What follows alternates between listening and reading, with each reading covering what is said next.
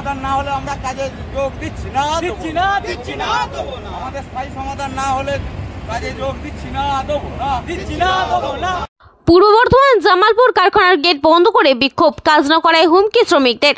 পূর্ব বর্ধমান জেলার জামালপুর থানার অন্তর্গত আজাপুর জাতীয় সড়ক 19 লাগোয়া বেঙ্গল আয়রন কর্পোরেশন কারখানায় এই কারখানায় লোহার কাস্টিক জাতীয় কাজ হয়, তবুও সাধারণ মানুষের সেফটিটুকু নেই, এমনই অভিযোগ শ্রমিকদের।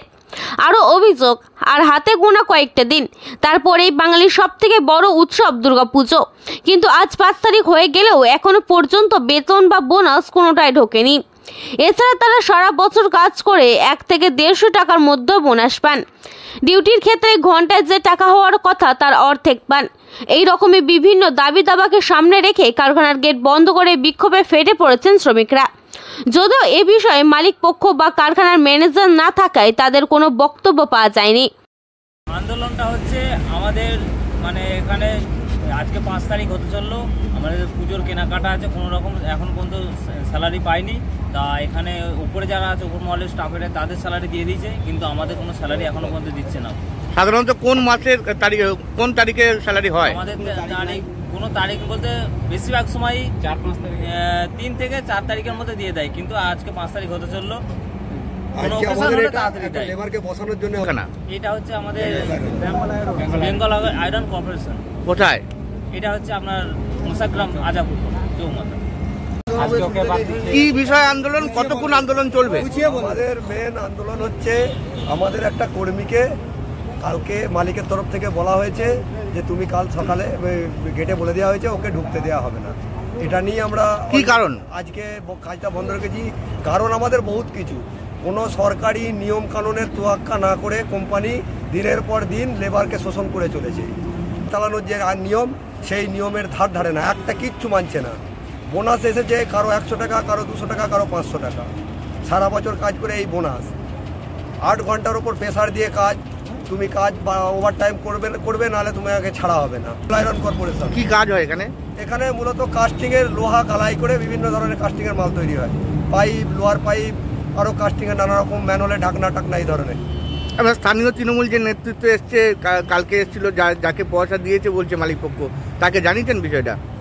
না, তাকে আমাদের তরফ থেকে কিছু জানানো হয়নি, আমরা এখানে এসে শুনেছি। আপনার কি নাম? আমার নাম পঙ্কজ পাল। কালকে কোনো নেতা এসেছিল, একজন পরিসরের নেতা। কোন দলের? হ্যাঁ, টিএমসির দলে।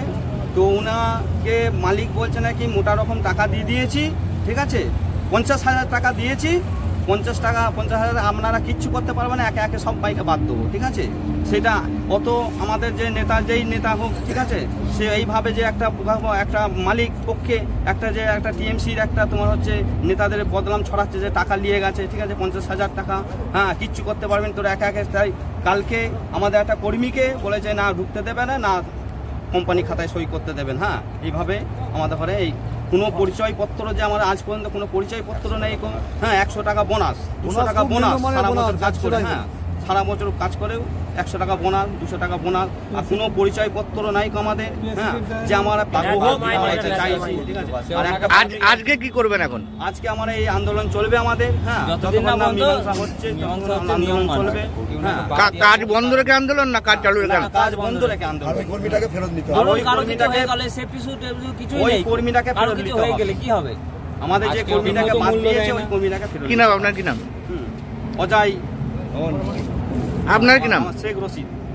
হচ্ছে যে সেফটি নেই ঠিক মতো, এবং কালকে একজনকে বার করে দেওয়া হয়েছে, আর বোনাসটা মাত্র 1 থেকে 150 টাকা পাওয়া যায়, আর আরও বিভিন্ন সমস্যা রয়েছে। এর ব্যাপারে কি বলবেন আপনি? আপনারা মালিক পক্ষের সাথে কথা বলতে হবে। মালিক পক্ষের সাথে আপনি কে হন? এখানকার কর্মচারী হতে পারেন। আপনার কি নাম? আপনার কি নাম? আমার নাম ভুলটু মালিক। কি পদে কাজ করেন আপনি? সব কিছু কাজ দেখি। ঠিক আছে, কি মালিক পক্ষের কি নাম? হ্যাঁ, মালিক পক্ষ কি আজকে উপস্থিত আছে? ওনারা আছেন? হ্যাঁ, এদের অভিযোগের সত্যতা কতটা রয়েছে? এটা তো